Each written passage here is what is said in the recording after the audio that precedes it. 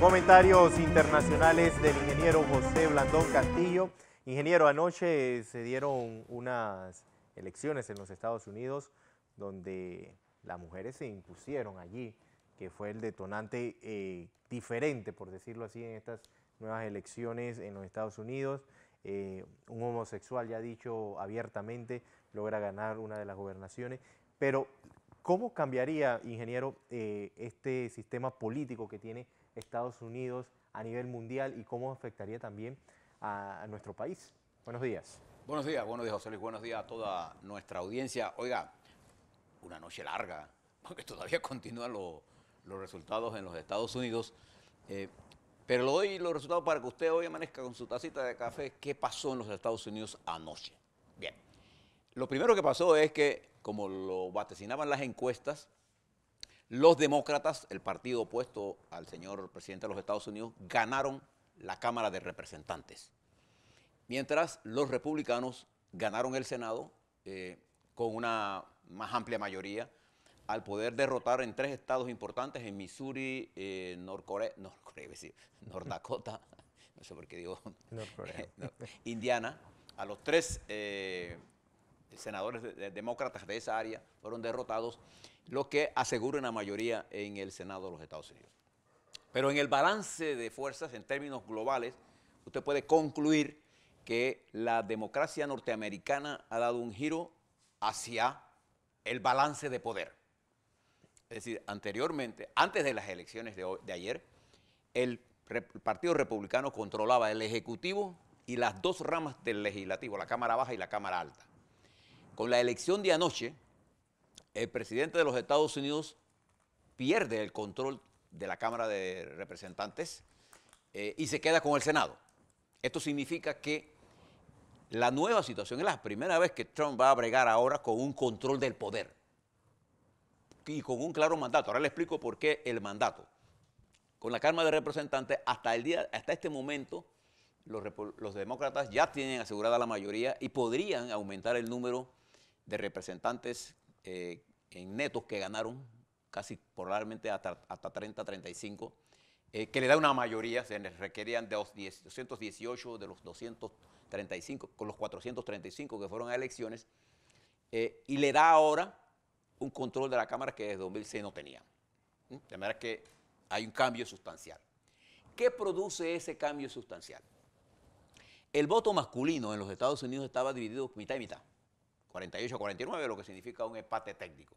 Pero el voto femenino estaba 62 a favor de los demócratas y 32 a favor de los republicanos. Es decir, el torque político que se ha producido tiene como elemento importante la decisión de las mujeres de enfrentar a Trump y de una movilización sin precedentes en la historia para elecciones intermedias. Recuerda que en los Estados Unidos las elecciones no es que le llaman mucho la atención a los, pero menos la intermedia. Bueno, esta tuvo una gran movilización.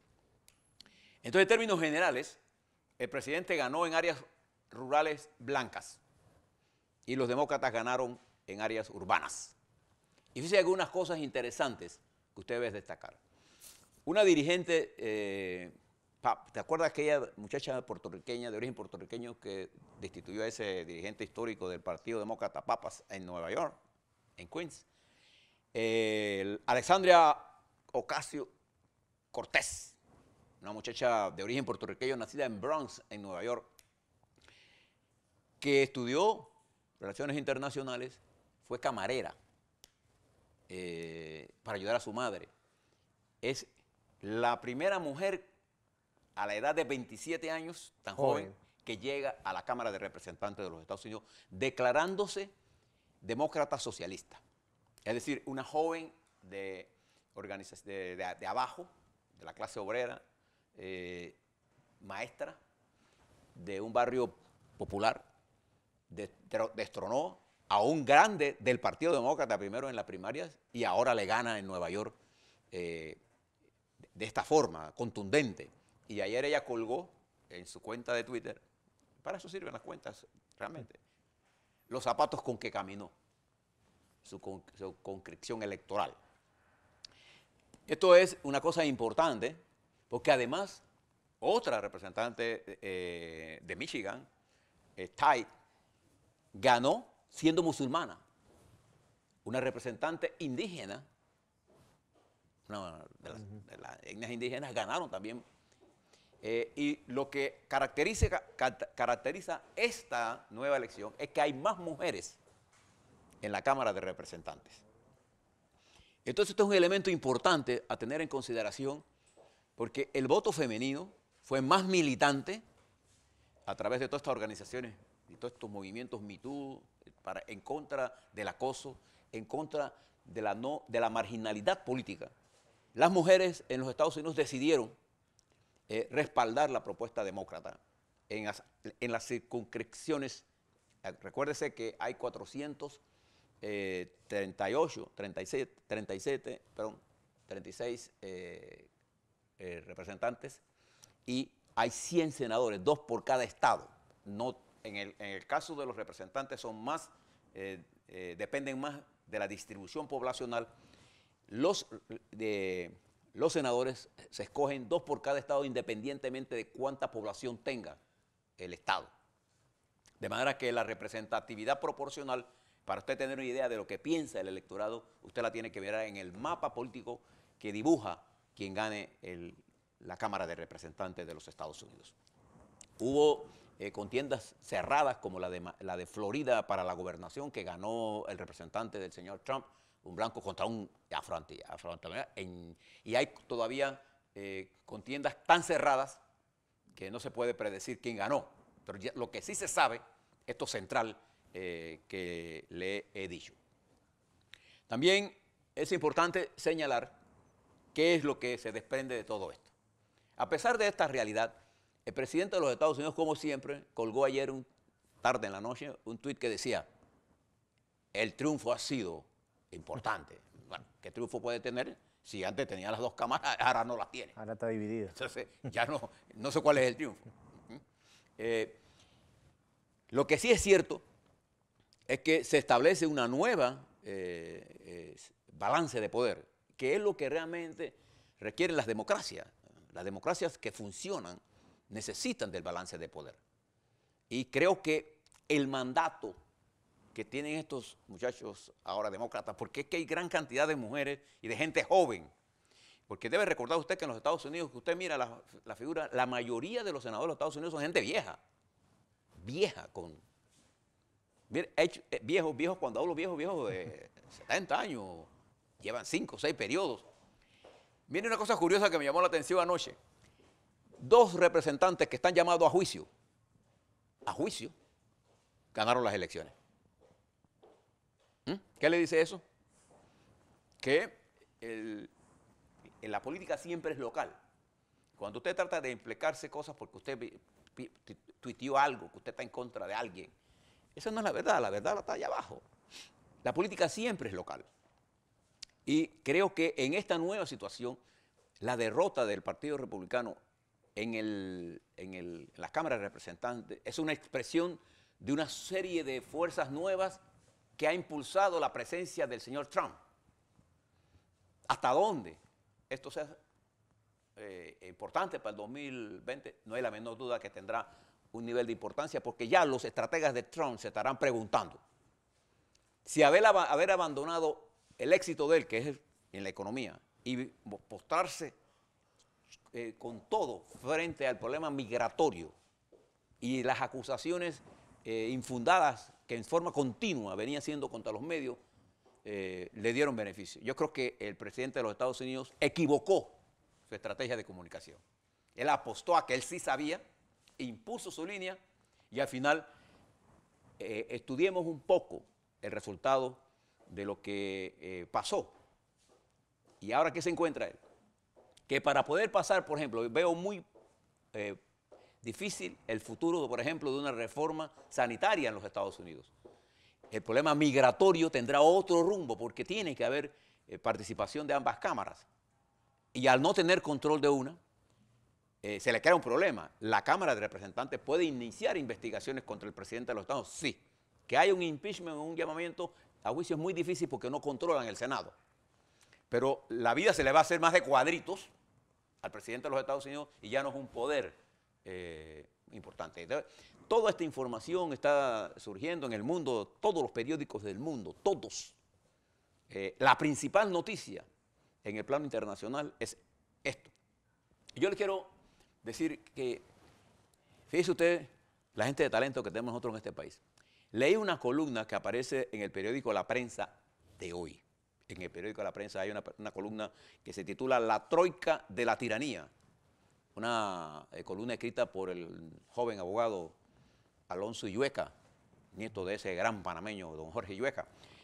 En la Troika, este joven panameño, que es especialista en Derecho y Relaciones Internacionales, habla de que el asesor de seguridad de los Estados Unidos, Bolton, el mismo día en que las Naciones Unidas fue a votación en el caso de Cuba para rechazar el bloqueo, en ese mismo día, Bolton aseguraba que había que cerrar filas contra Nicaragua, Venezuela y Cuba, esa troika. Pero lo que plantea el licenciado Illueca, que coincido 100% con él, es que para poder resolver el problema migratorio de estos países hay que entender los problemas que están ocurriendo. Entonces los Estados Unidos, en su política exterior, está en contra de la Corte Internacional de Justicia y está en contra de las Naciones Unidas sobre políticas migratorias, y no hay forma de que esto no se resuelva sino a través de una salida multilateral. No puede ser lo unilateral lo que resuelva el problema. Entonces esto se le va a complicar al presidente de los Estados Unidos con las elecciones de hoy. Fíjese, para que usted tenga una idea, José Luis y estimados televidentes, lo que está ocurriendo en Irán en este momento.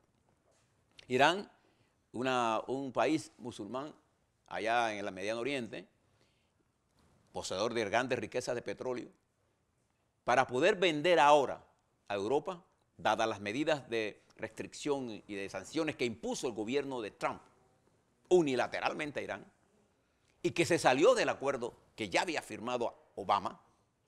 En la Unión Europea ha inventado una especie de lo que ellos denominan una instancia de segundo nivel para pagos.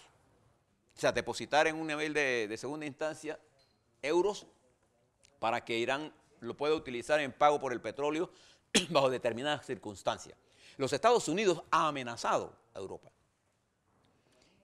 en forma unilateral diciendo que cualquier tipo de violación a las sanciones será severamente sancionada, será castigada. Europa se debate ahora en esa situación. Es muy poco lo que yo creo que Europa puede hacer. Sin embargo, China y Rusia pueden comprar petróleo porque la relación de ellos ya de controversia con los Estados Unidos. Entonces, estas políticas van a entrar a ciertos niveles de controles y vamos a tener un mundo más complejo por lo que está ocurriendo en los Estados Unidos. Eso no quiere decir que el presidente de los Estados Unidos no tenga poder, no he dicho eso. Lo que digo es que ha tenido las elecciones de ayer un mayor efecto en la división de poderes. Y estudiemos un poco lo que ha ocurrido en ese mapa, sabiendo manejar las diferencias, cuando las estrategias de comunicación se confunden con los deseos personales, entonces se cometen grandes errores. Y creo que uno de los errores del presidente Trump no fue jugar a lo que su partido le estaba diciendo, que era que apostara más a los éxitos en la economía y menos a la confrontación migratoria. ¿Por qué? Porque precisamente la migración no es como lo señala el presidente de los Estados Unidos. La migración no es negativa en forma absoluta. Para los Estados Unidos, la migración significa la disponibilidad de mano de obra para realizar tareas que los norteamericanos no hacen y para hacer funcionar la economía de los Estados Unidos. En términos netos, la migración constituye un elemento positivo para los Estados Unidos.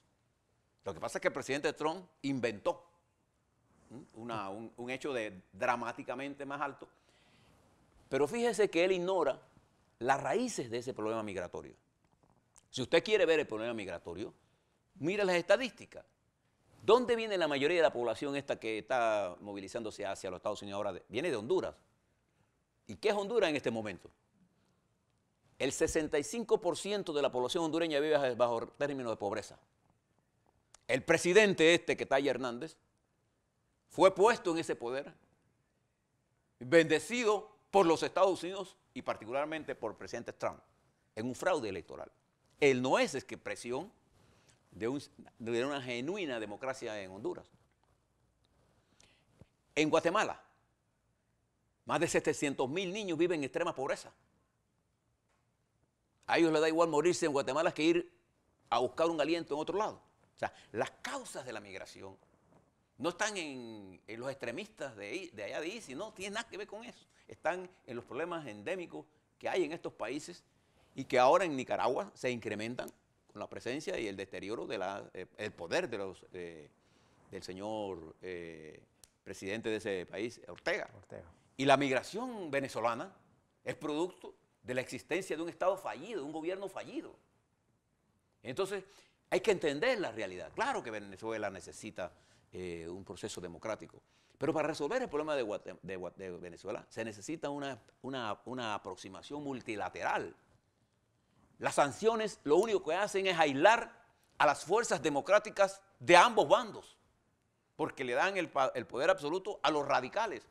Y una de las razones, por ejemplo, que en Venezuela no hay una salida a este momento, es la incapacidad de la dirección política de la oposición, que no ha tenido la virtud de generar una propuesta unitaria para salir de la crisis políticamente. Entonces hay que buscar una salida multilateral. Por eso les recomiendo mucho que vean este artículo de Illueca, la troika de la tiranía, porque tenemos que hacer todos un esfuerzo. Y Panamá debe jugar un papel importante en eso. Mientras todo eso está ocurriendo, y mañana le tendremos más análisis porque esto terminó, todavía no ha terminado. No ha terminado. No ha terminado. Mientras eso está ocurriendo, en la República Popular China se está desarrollando un evento internacional de gran importancia comercial, la feria de importación que se hace en Shanghái, que es, digamos, si usted lo mira, voy a hacer un símil, pero nosotros estamos acostumbrados a ver a los Estados Unidos. Shanghái es lo que sería Nueva York para los Estados Unidos, es la capital comercial, ahí donde se hacen todos los negocios.